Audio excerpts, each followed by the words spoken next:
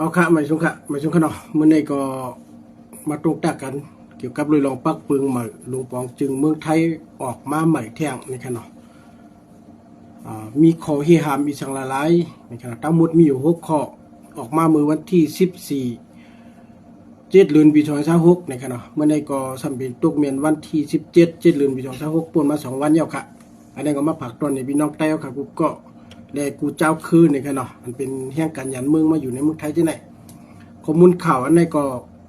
สื่อข่าวไทยก็ปืนเผากว่ายักหรือหมอจึงเขาก็ปืนเผากว่ายักเยาก็เว็บไซต์ข่าวใต้รถแล้วนี่ค่ะเนาะเยาก็ปืนเผากว่ายักในค่ะในก็ข่าวก็ย้อนปืนยิงออกมาปืนเผาในพี่น้องเขาแท่งกุดามาก็อัปเดตฮับฮู้เยามาก็อัปเดต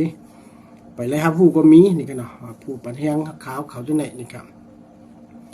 ว่ามันมี6ข้ออีก2หลายในข่าวที่รัฐนี่6ข้อมันสิก่อนนะครับเนาะต้องก่อยมาลาดนี่หูย่อยย้ำมันว่าเดี๋ยว1ข้อตั้งแต่ข้อ1ถึงข้อ6เนี่ยมันมีตั้งพิษอีสังหลายนี่ครับเนาะมือวันที่14 7 เดือนปี2026นั่นนะครับเนาะเมืองไทยปืนเผาปักเบิงมาตากุมทิ้งกุนต่างเมืองอันมาเหตุการณ์ในเมืองไทยแลกุนเข้าเมืองพิษหมายมีปักเบิงสีจ้างถูกส่งออกมือคืนไหลไว้เอาปืนตั้งพิษ6ข้อว่าหนังไหนนี่ค่ะเนาะนี่ก็ข้อที่1เข้าเมืองพิษปักเบิงนี่ค่ะหลักเข้าเมืองมาอำนั้นอยู่ป่นข้าวยำไว้ขว้างลานแดนดินหนังมีไว้ขว้างเข้าเมืองวีสาหมดอายุเย้ามือขึ้นหลักเข้าเมืองมาตั้งสีตั้งนั้นผ่านลานกดทัดก้นเข้าเมืองเจอไหนนี่ค่ะเนาะอันนี้ข้อที่1นี่ค่ะข้อที่2เหตุการณ์เมียนจอมปักเปิงตาแห่งการยานเมืองนะครับมีไว้ขว้างเหตุการณ์ไว้อนุญาตทำงานนั้นเหตุการณ์ใจไรขว้างเหตุการณ์เมียนตีตั้งในไว้ขว้างเหตุการณ์เหตุการณ์เตียนตุ้งเมียนตั้งในวัดเฮาคานั่นนี่ค่ะเนาะในข้อ2ข้อ3เหตุนาการทิ้งซิมไว้ปุ่นตากวนเมืองไทยก้วยมือหนังปืดล้านตั้งขายนั้นเอาจือกวนไทยมาออกหน้าปันในข้อที่3ค่ะ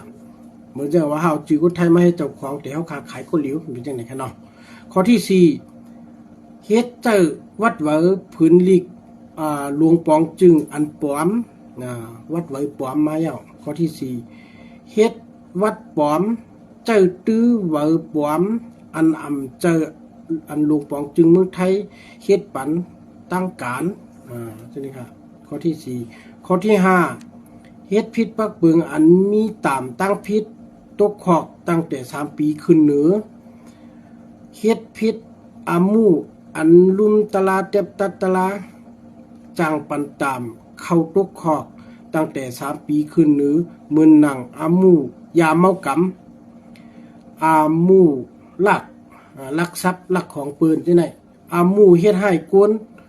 ป้อแหมกันเฮ็ดให้ถึงตายที่ไหนแล้วก็ฆ่าปืนตายนะครับเนาะอันนี้ข้อที่5ข้อที่6วันโหสั่งกวนปันแห้งให้ต่างก็เฮ็ดตั้งพิษในข้อที่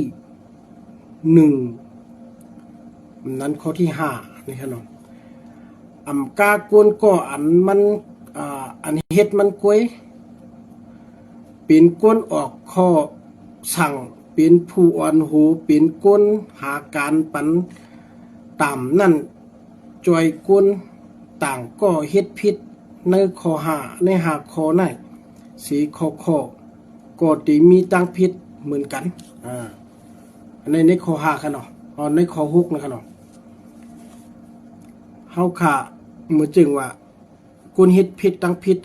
ฆ่าแหมตายปืนที่นั้นใจก้นนั่นกับใครทำตายก็หนานมีนักพิษแน่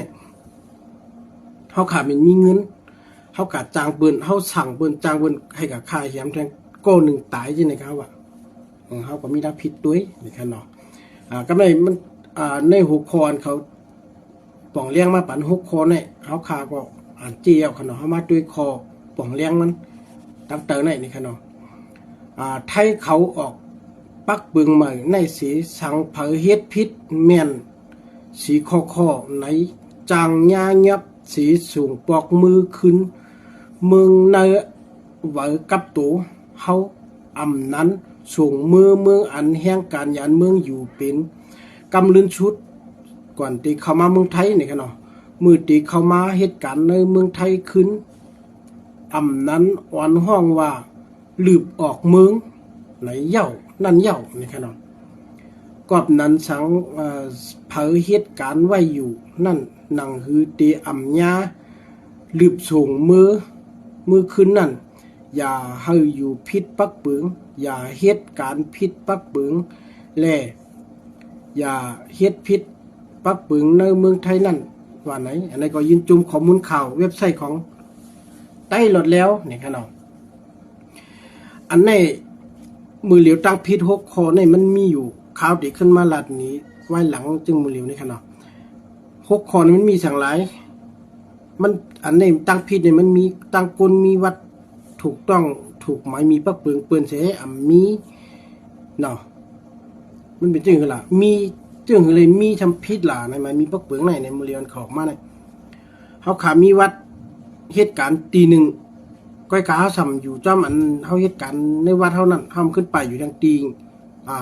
มันตรงอันนะมันเมียนอันเดียวกันเนี่ยตั้งในจื่อว่าเราเห็นตั้งเหตุการณ์ได้อันนี้ก็มีตั้งพิษนี่ค่ะเนาะเยี่ยวก็คนมีวัดแห่งจุ่มหนึ่งซ้ำกับเปิดร้านขายของเขาห้อยอย่างอาชีพคนไทยนี่ค่ะเนาะอันนี้ก็พิษเยี่ยวก็คนอันมีวัดมีไหวสีอันนี้ก็พิษมือเหลวในปักปืนออกมาใหม่ในเตรียมมีลองเงียบใส่ถ่องละลายก็เย่านี่ค่ะเนาะเงียบเอาเข้าคอกละลายก็เย่ามือเหลวในดีสูงมือขึ้นเย่ามือเจ้งว่ามือปูนมาในรถตุกถ่องตุกคอกกันนะเฮาขากัดถูดออกมาอะไรเอาเงินกัดถูดมาอะไรมือเหลวเนี่ยมันถูดอะไรอ่ะปืนดีสูงมือเผยมึงมันกำเหลวนี่ค่ะเนาะในวัดเฮาขาเป็นเมืองเหลาก็ปืนดีสูงมือนั่น